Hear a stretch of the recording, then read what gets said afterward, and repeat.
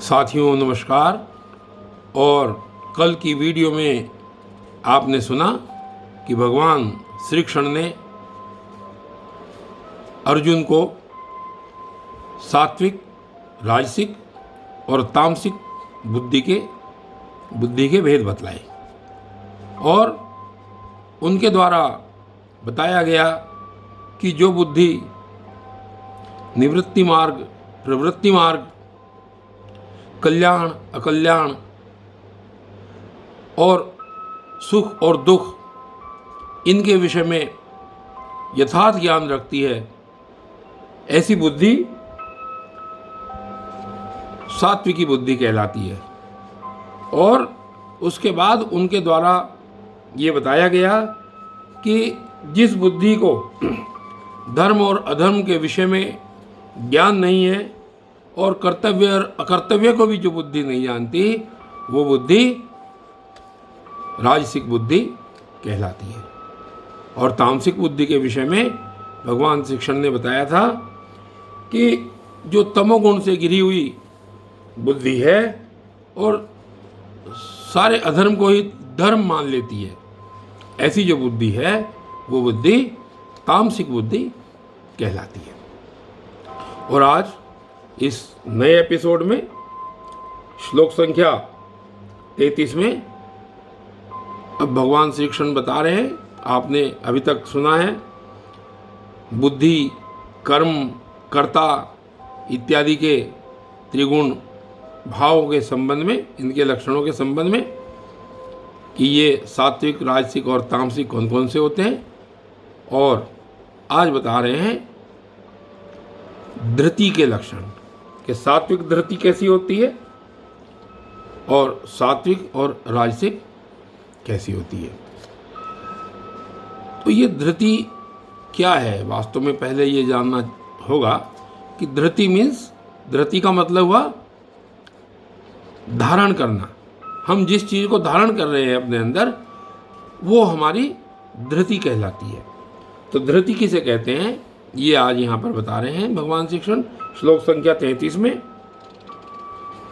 कहते हैं, धृत्यायया धार्यते मनः प्राणेन्द्रिय क्रियाः योगेन व्यभिचारिण्या धृति सा पार्थ सात्विकी। कि सात्विकी धृति कौन सी होती है? कहते हैं, हे पार्थ, जिस अव्यभिचारिणी धारण शक्ति से मनुष्य ध्यान योग के द्वारा मन, प्राण और इंद्रियों की क्रियाओं को धारण करता है, वह धृति सात्विकी होती है। अब यहाँ पर प्रश्न पैदा होता है कि अव्यभिचारिणी धारण शक्ति का अर्थ क्या हुआ। इसके संबंध में बताया गया है कि भगवत विषय के सिवा अन्य सांसारिक विषयों को धारण करना ही व्यभिचार दोष है। उस दोष से जो रहित है वो अव्यभिचारिणी धारणा शक्ति कहलाती है। तो जो जिस अव्यभिचारिणी धारणा शक्ति से ध्यान योग के द्वारा मन, प्राण और इंद्रियों की क्रियाओं को धारण करता है, वह धृति सात्विकी धृति कहलाती है। और अब आगे बता रहे हैं कि राजसी धृति कैसी होती है, राजसिक। श्लोक संख्या 34 में कह रहे हैं, यया तु धर्म कामार्थान धृत्या धार्यते अर्जुन प्रसंगेन फलाकांक्षी धृति सा पार्थ राजसी। कि परंतु हे प्रथापुत्र अर्जुन, फल की इच्छा वाला मनुष्य, यानी जो मनुष्य अपने कर्म की फल की इच्छा रखता है, कि फल की इच्छा वाला मनुष्य जिस धारणा शक्ति के द्वारा अत्यंत आसक्ति से धर्म, अर्थ और कामों को धारण करता है, वह धारण शक्ति राजसिक कहलाती है। अर्थात जो व्यक्ति ऐसी धारणा शक्ति रखता है कि जो फल की इच्छा वालों को और फल के अंदर आसक्ति वालों को होती है, वो जो धारणा शक्ति होती है वो राजसिक धारणा कहलाती है। और उसके बाद तामसिक, इसके भी तीन गुण हैं, सात्विक, राजसिक और तामसिक। सात्विक आपने सुना, राजसिक आपने सुना, और अब तामसिक धृति के लक्षण। श्लोक संख्या 35 में यया स्वप्नम भयम शोकम विषादम मदमेव च नैमि पुचन्ति दुर्मेधा धृति सा पार्थ तामसी। कि हे पार्थ, दुष्ट बुद्धि वाला मनुष्य जिस धारण शक्ति के द्वारा निद्रा, भय, चिंता और दुख को तथा उन्मत्तता को भी नहीं छोड़ता, अर्थात धारण किए रहता है, वह धारणा शक्ति तामसिक कहलाती है। वह धारणा शक्ति तामसी है।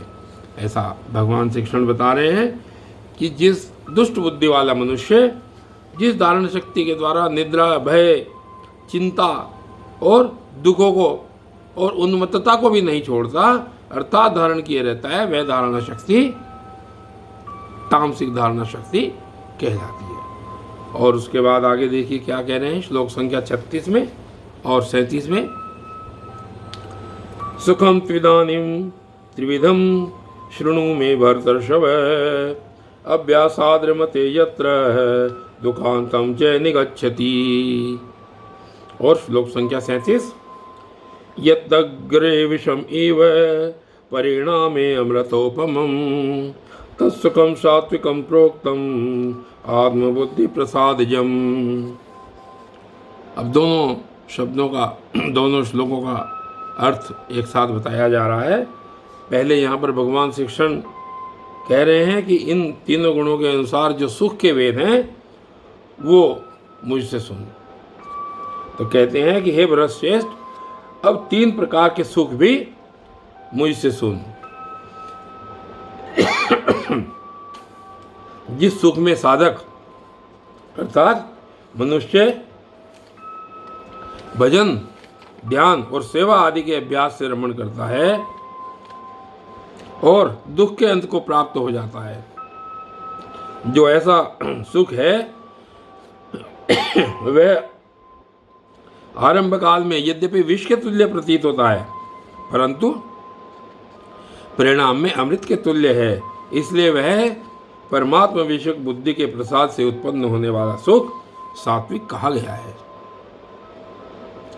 साथियों, आगे वीडियो ये कल भी चलेगी। तब तक के लिए धन्यवाद।